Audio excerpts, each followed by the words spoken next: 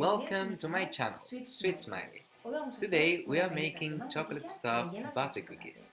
There are endless recipes for these cookies, but I'm gonna show you one that always works wonders for me and they turn out perfectly. Pay close attention to the video as there will be many tips to end up getting some excellent cookies. Let's begin.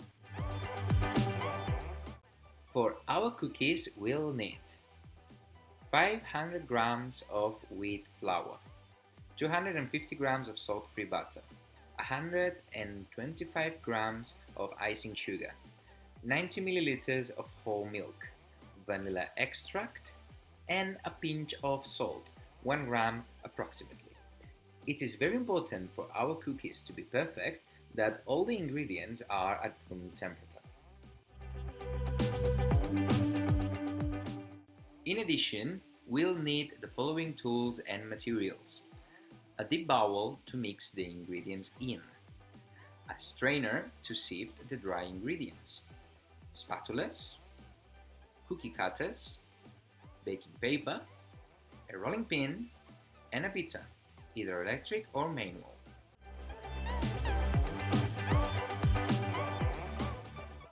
To begin with, we cream the butter, previously sliced in cubes so it's easier to whip, until it loses its yellow tone and turns a bit whiter.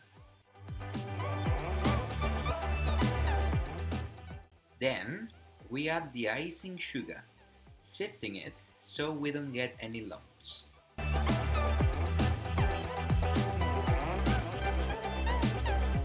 And we keep stirring until the sugar is completely mixed and we get a soft mixture.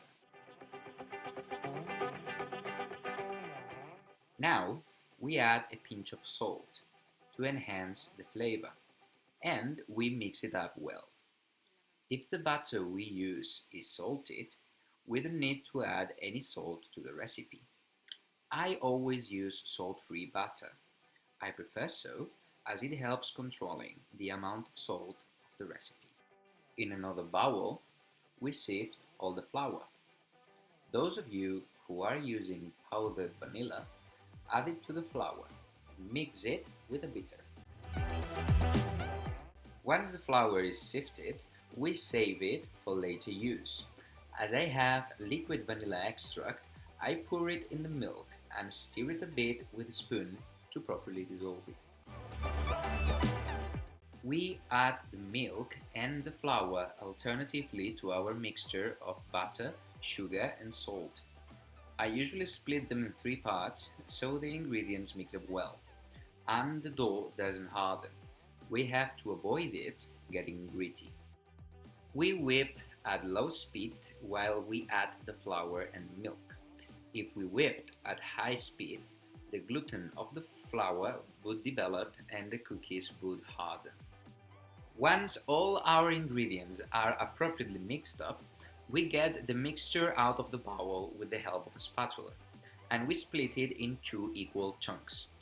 We knead it with our hands until we get a thick dough which doesn't stick to our hands. It has to be manageable, but not sticky. We preheat the oven to 180 degrees Celsius with top and bottom heat and no fan. On a baking paper, we place a part of the dough, flatten it a bit with our hands and place another baking paper on top. Now we stretch it with the rolling pin. This one has thickness rings, so the dough stretches equally, which is very important to get perfect and similar cookies. If you happen to have a normal rolling pin, you can use some small strips, either wooden or plastic, that are equally wide so our cookies are even. These cookies are usually 6 millimeters thick, but as we're gonna use 2 to stuff them, I'm making them 3 millimeters thick, so they are not that much thick when put together. Once the dough is stretched, we put it in the fridge for an hour, so it hardens. It has to end up as a slab. This will make really easy to cut our cookies in whichever shape we wish. We do the same with the other chunk of dough. Once an hour has passed, we get the dough out of the fridge, remove the top baking paper and proceed to cut the cookies. I start with the bottom ones. I use a 5 cm diameter round ruffled cutter. Cutting the dough is as easy as gently pressing the cutter all the way through. As the dough is cold and harder, it allows us to work with it really well without any deformation.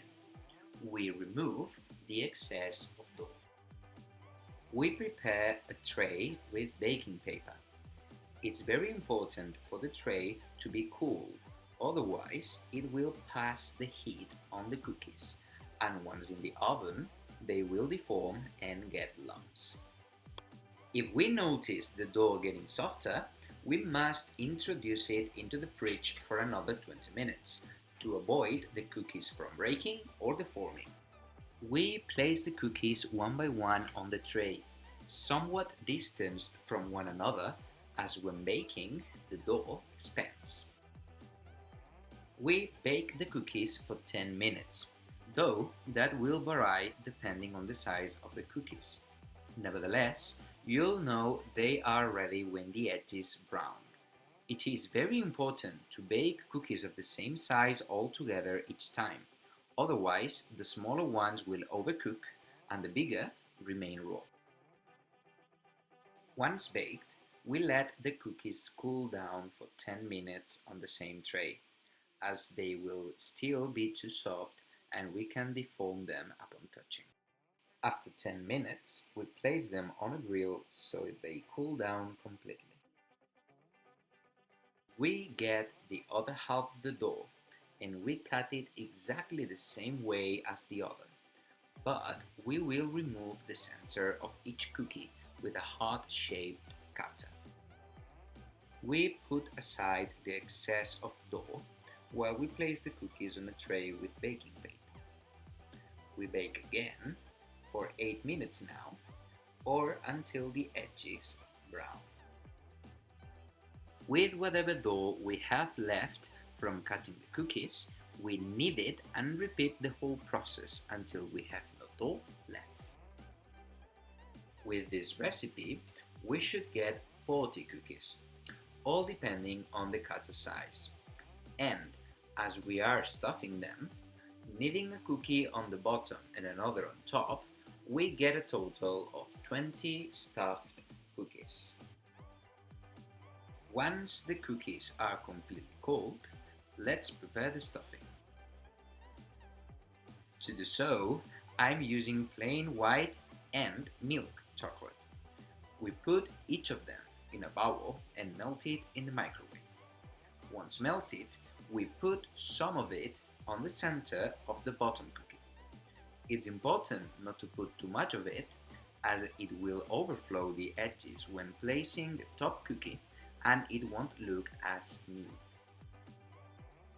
You'll see when placing the top cookie how the heart-shaped hole gets filled with chocolate, giving a perfect look. And so we get our chocolate stuffed butter cookies. These are really versatile, as we can stuff them with a wide variety of things, such as marmalade, caramel, custard, condensed milk. Also decorate them or just eat them as they are. If we don't stuff them, we can season the cookies by sprinkling some icing sugar. When decorating, we can do so with glaze or fondant. These cookies are really easy to make and they look awesome. And they'll help us make a good impression wherever we go. And on top of that, they're delicious.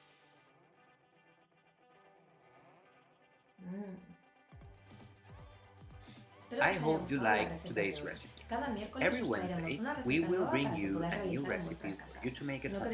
If you don't want to miss any future videos, subscribe to our channel Sweet Smiley. See you next week.